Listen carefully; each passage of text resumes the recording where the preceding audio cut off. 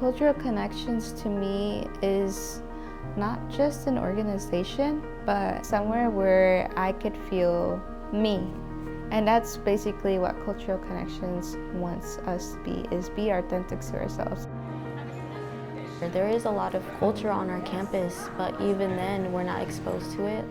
As students, we're kind of scared to go and try new things because we think we're not meant to be in those spaces. I think it's important to learn about different cultures, and I think this is what Cultural Connections is about, to not feel scared of asking questions, because the only way you're gonna know is if you surround yourself with those people and get to know them. And I think that to me is what Cultural Connections is about.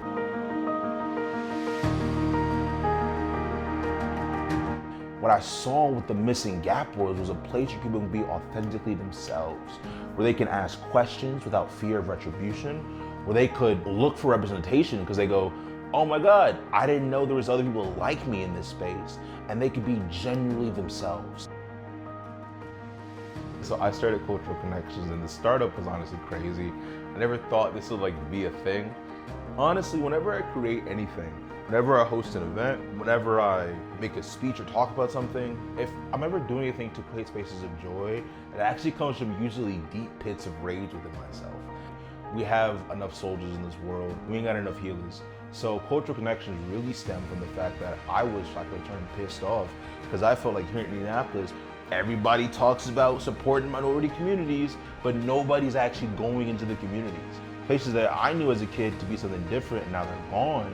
I see people all the time talk about how much my life as a Black man matters and they're engaged in my communities and my culture.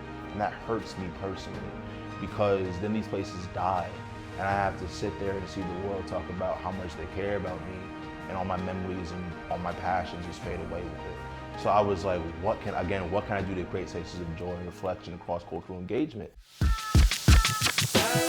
This has to be done. I feel it gnawing at my soul. Let's take a shot and see what it does. I was like, I don't represent it right now. I was like, what the hell can I do? Like, maybe we had a big event, we could all cross here to a dinner or something. The banquet that was put on hastily with so many mistakes and everything else like that. We had over 500 people come. I was told, Keon, you're doing too much, playing for 200 people, 75 is gonna be the best you're gonna get.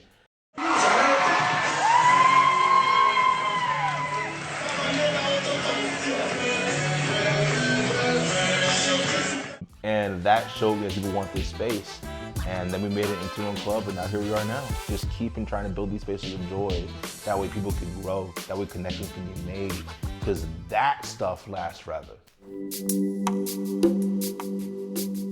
My relationship with Kian grew a lot. I would attend his monthly lunches, which is now known as Taste of the Town. Usually it's once a month, and it's a pretty small group. I just really enjoy those times because that's where I get to taste different kinds of dishes from different parts of the world. I got to learn so many fun facts that Kian would explain to us, or how the owners are related to those dishes, because usually where we go to is a locally owned restaurant. It's my favorite thing because I get to not only eat really delicious food, but also support local businesses, because that's what we want to do, is just give back to the community by eating and appreciating what they have done and created that space in Indiana. We visited 12 or 13 restaurants now across 5 different continents, and it just matters a lot to me because I see people, well after our event that we go to, I'll see pictures of them bringing their friends to the same restaurants. I'm like, that's why we do what we do. That's why I did all of this. It's because I want people to be engaged with their communities and support these businesses. Last semester we did a really dope parade. We partnered with Miso on it. Just a really cool cultural parade. We wanted to give people the space. We have food from local vendors. Everything we do is always local, it's always genuine, it's always real.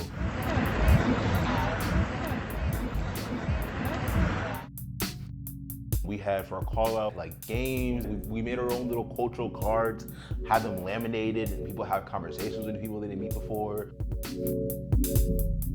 We had people submit little drawings of things that matter to them from their life and their childhood, because everyone has a culture. Your culture is who you are. It's your own memories, your own identity, your own backgrounds. We're gonna copy it, put it into a coloring book, and we're gonna talk about it. In the first semester, we had a conversation chair, and the topic we were talking about was immigration. And immigration is something that it's in the media and we're all kind of aware of it. So this was a way of like kind of de-stressing, because I think a lot of times we don't have these spaces, and it was really nice to hear different perspectives from different students. They came because they wanted to learn something, and I think there's a lot of people like that on campus where they genuinely don't know, and it's not that they don't want to, it's just that there's a lack of that opportunity sometimes. I want to keep making these cultural things on like a more macro scale, but always focus on the little tiny community bits that matter a lot to me. This org is a new organization, so it feels like a lot, but what kind of relieved that anxiety or pressure was knowing that there was 20 other people on the org. So I had a team. It was comforting to know that they were still cheering me on no matter if it didn't go right. That was the first thing we addressed, was that this is our first year. We're gonna make mistakes, but it's just the effort of trying. As an E-board member, I think he's done a lot for us, and I'm very grateful for what he has done. I believe he has not only made me feel special in a way, like seen, but I know he made other people seen.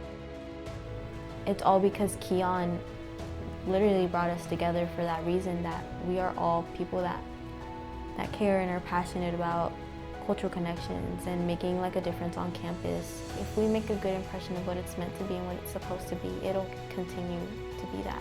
As the next class comes in, they're like, oh, this is what it's about, it just continues that cycle. That's what I'm excited for, especially in times like now where DEI is getting cut back, things like that. These conversations are a little scary to talk about.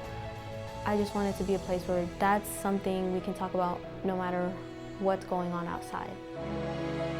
Cultural Connections has definitely given me a good impact. I got to meet so many people from different backgrounds, and I just made so many memories, and I feel like I'm more open and more outgoing than I was before. I want to take that and work where I could be authentically me. I don't have to be embarrassed or ashamed of myself, and I hope people around me could feel comfortable too, and we could also create that safe space, because at the end we should all be bonded, because this is the world that we live in.